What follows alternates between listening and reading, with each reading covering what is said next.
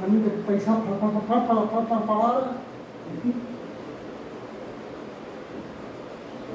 उसका स्टॉपर लगा दो ना, खोल दे। उसका स्टॉपर लगा दो, खोल दे।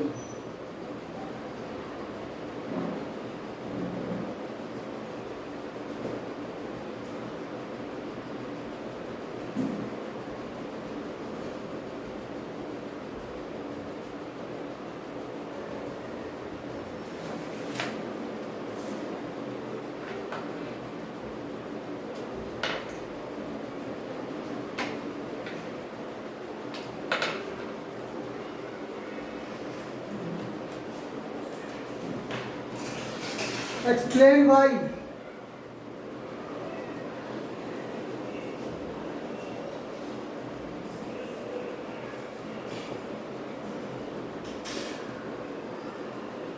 The size of needle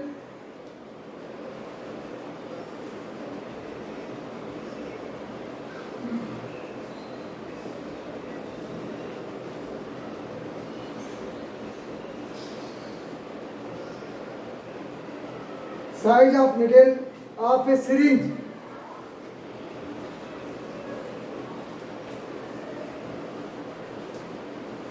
control flow rate controls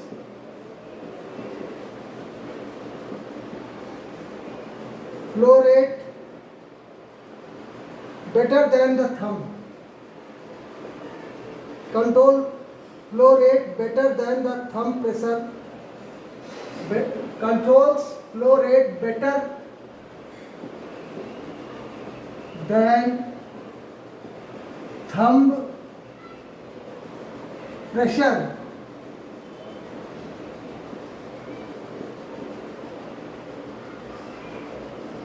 Exerted by doctor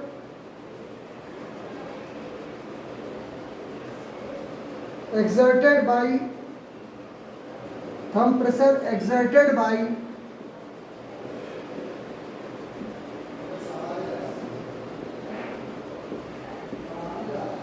a doctor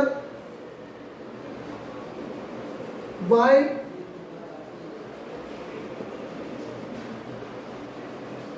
administering an injection while administering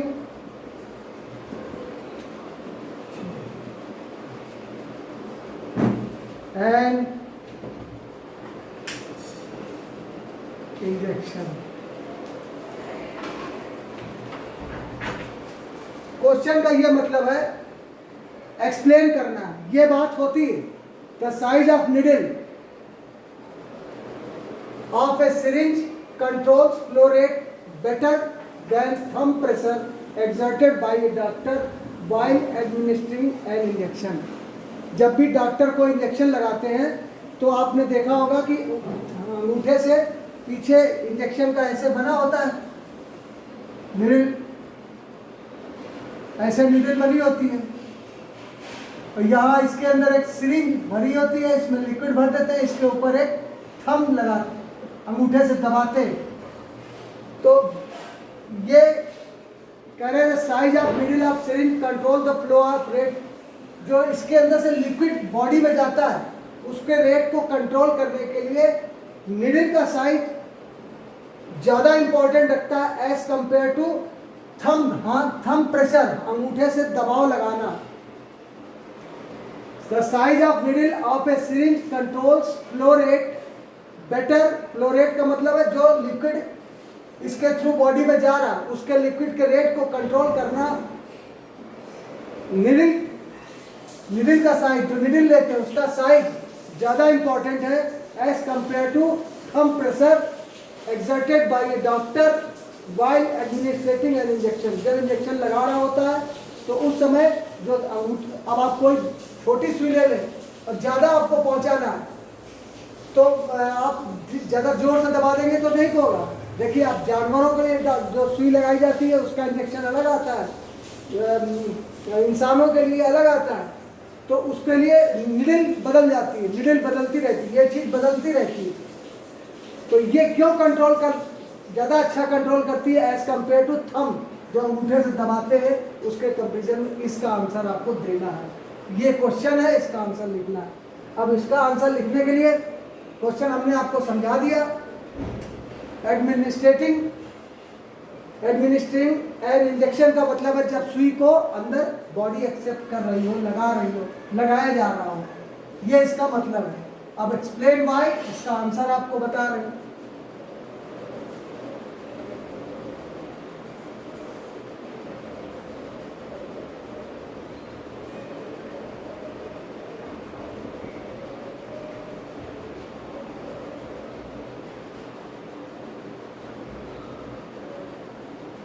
total energy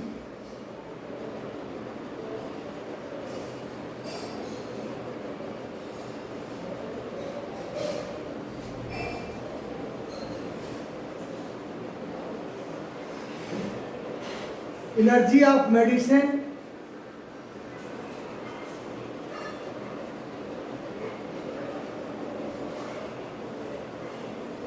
flowing through the needle, flowing through the needle, needle के through total medicine की जितनी energy provide कर सकते हैं, blood में direct लगता है, वो निडिल के थ्रू जाती है।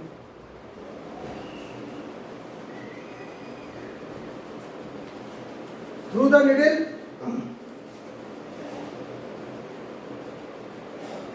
Of syringe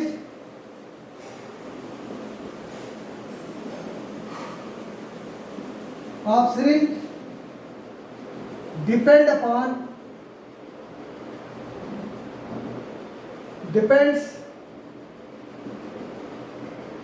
upon the first power depends upon the first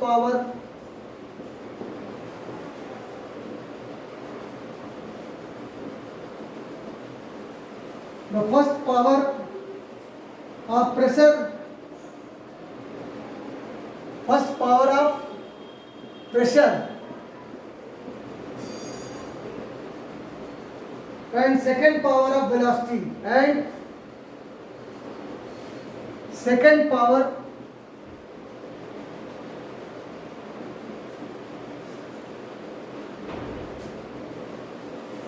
of velocity.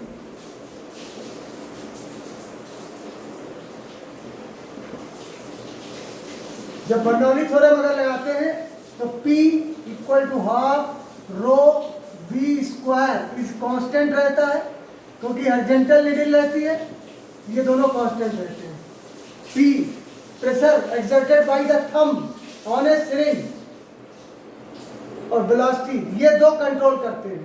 The total energy of medicine flowing through the needle के थ्रू जाती है, ऑफ सिरिंज की निडल के थ्रू, depend upon the first power of pressure, पहले power pressure लगाते हैं, and second power velocity, second power velocity होती है।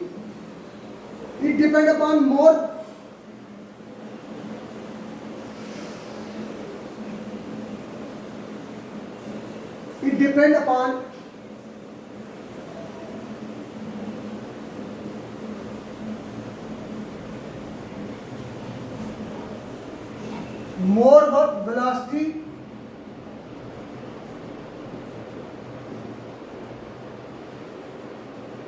velocity and the doctor control the flow of rate by selecting a needle of proper bore.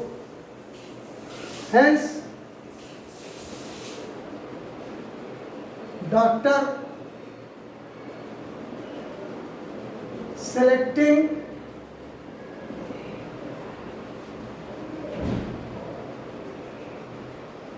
a needle of proper bore, hence the doctor selecting a proper bore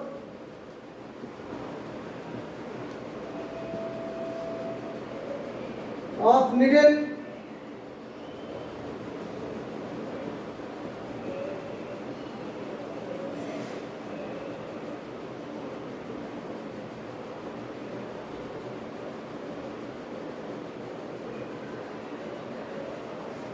which control the velocity, which control which control the velocity, which control the velocity rather than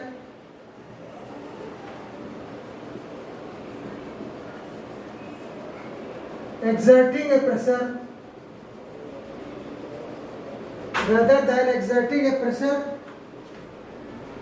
exerting a thumb pressure.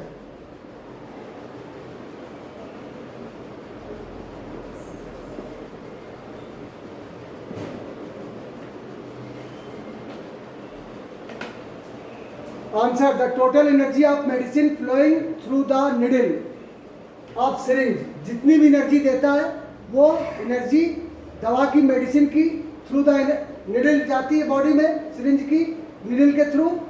Depends upon the first power of pressure. किस पे depend होता है? Power of pressure. And second power of velocity. ये देखिए by the equation, ये Bernoulli's theorem के through. P pressure, horizontal velocity, velocity energy और pressure energy, दो एनर्जियों में दिया है. तो वेलोसिटी कंट्रोल करने के लिए वो निडल का साइड इस तरह से चुनते हैं कि वेलोसिटी कंट्रोल हो जाए. It depend upon the more velocity, this energy is depend upon the more velocity. अधिकतर ये वेलोसिटी पर डिपेंड होता है. हेंस डॉक्टर सिलेक्टिंग ए प्रॉपर बोर, इसलिए डॉक्टर ऐसे बोर की, ऐसे छेद की निडल को चुनते हैं जिससे वेलोसिटी कंट्रोल हो जाए रेदर देन एक्सर्टिंग ए थंब. इसके बजाय कि वो प्रेशर को धीमा या तेज करें, इसकी तुलना में वो निडल को ही उसके सिलेक्ट इस तरह से करते हैं कि वो वेलोसिटी को कंट्रोल कर ले. ये इसका आंसर है. दो एनर्जियां सप्लाई होती है, pressure energy and velocity energy. Velocity energy control होती है by the needle size of needle. तो mainly energy control by the velocity होती है, तो जिसको कंट्रोल करने के लिए प्रॉपर बोर की निडल की जरूरत पड़ती है.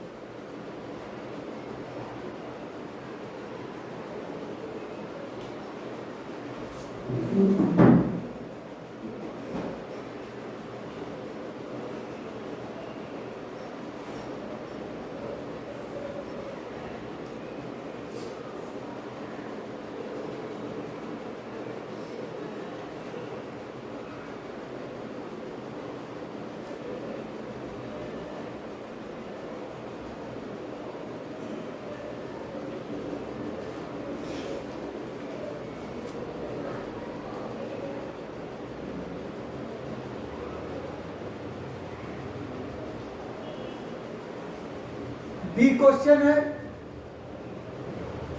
The fluid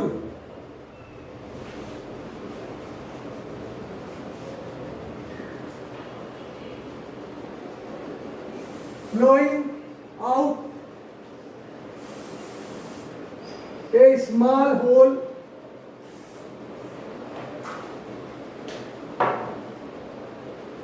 in a vessel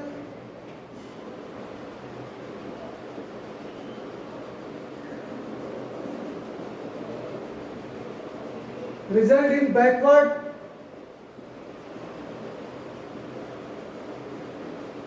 thrust on the vessel, result in a backward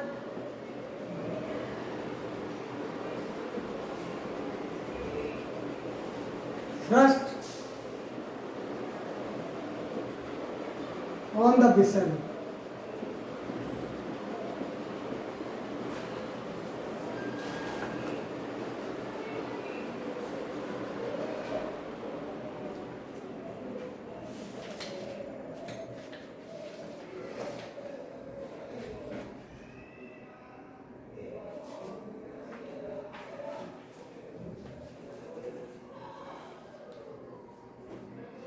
the fluid answer इसका ये है, the fluid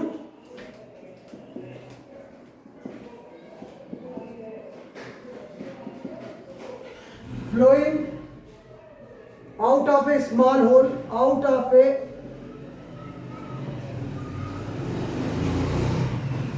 small hole at the bottom of the vessel, at the bottom of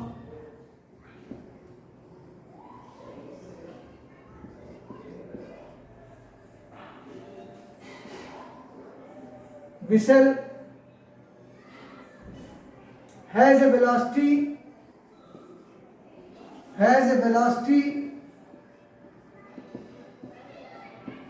v equal to under root twice g H.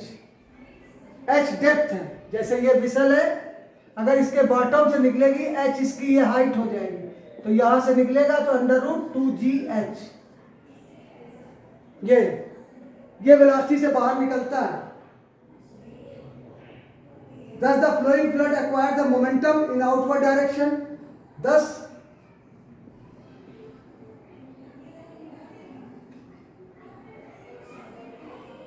fluid acquires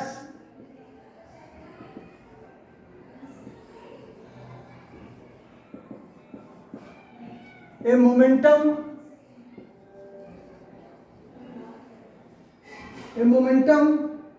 in the outward direction. In the outward direction, and the rate change of momentum is called the force.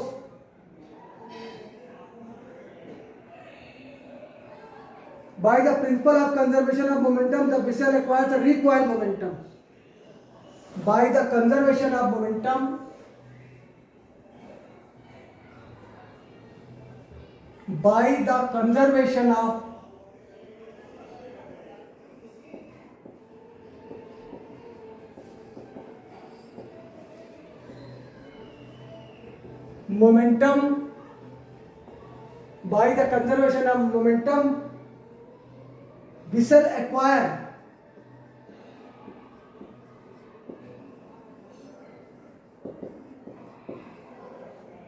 vessel acquires a recoil momentum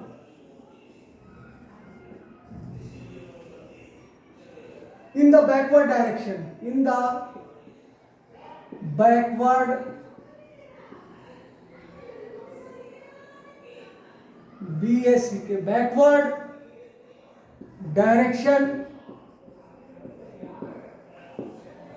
backward direction, and hence experience a backward thrust.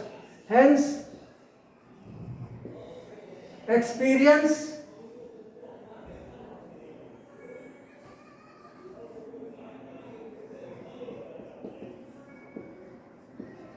a backward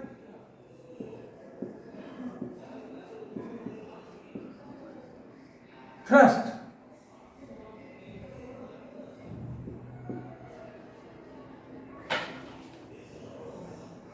When a fluid flowing out of a small hole at the bottom, whistle जब कोई bottom के whistle के नीचे bottom से कोई liquid बाहर निकलता है तो उसकी velocity v equal to under root twice gh होती है, ये इसकी हाइट हो जाती है। Thus the fluid acquires a momentum, संवेग प्राप्त करता है। जब बाहर निकलेगा मास इनटू वेलोसिटी संवेग कहलाता है, उसका संवेग हो जाता है इन द आउटवर्ड, बाहर के डायरेक्शन में। अब कंजर्वेशन ऑफ मोमेंटम आपको हमने बताया था कि m1 v1 is equal to m2 v2, m1 u1 plus m2 u2 is equal to m1 v1 plus m2 v2 ये के सर ने पढ़ाया होगा। तो वो फॉरवर्ड डायरेक्शन में जा रहा, तो उसका ही बैकवर्ड डायरेक्शन में पीछे की ओर, by the conservation of momentum vessels acquires recoil, पीछे की ओर एक मोमेंटम मिलता है in backward direction. Hence liquid experience है बैकवर्ड थ्रस्ट, इसलिए पानी में ऊपर की ओर उछाल आता है। जब पानी बाहर तेजी से निकलेगा तो पानी ऊपर की ओर उछलेगा, बैकवर्ड थ्रस्ट मिलता है।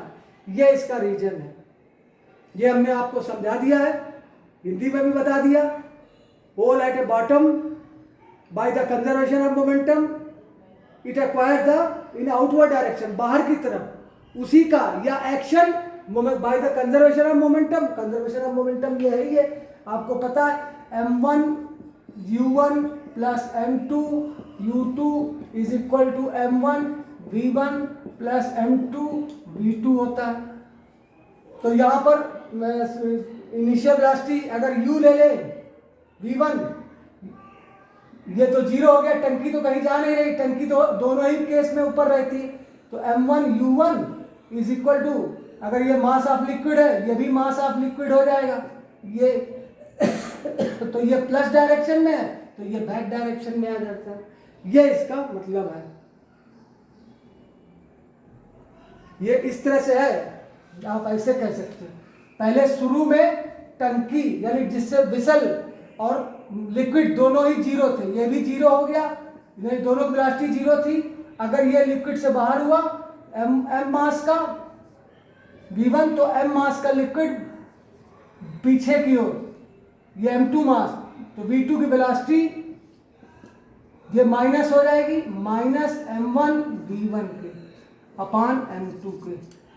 ये v2 बैकवर्ड डायरेक्शन में लगता है, ये भी मोमेंटम क्रिएट करता है, दोनों इक्वल एंड अपोजिट होते हैं, m2 v2 और माइनस, यही रिक्वायल मोमेंटम कहलाता है, जिसकी वजह से अब थ्रस्ट रिक्वायल इन्हें बैकवर्ड डायरेक्शन में लगता है। अब कल से आपको न्यूमेरिकल पढ़ाएंगे 1 से लेके 10 तक, इसके केवल 20 न्यूमेरिकल हैं, एक एक न्यूमेरिकल आपको लगवा देंगे।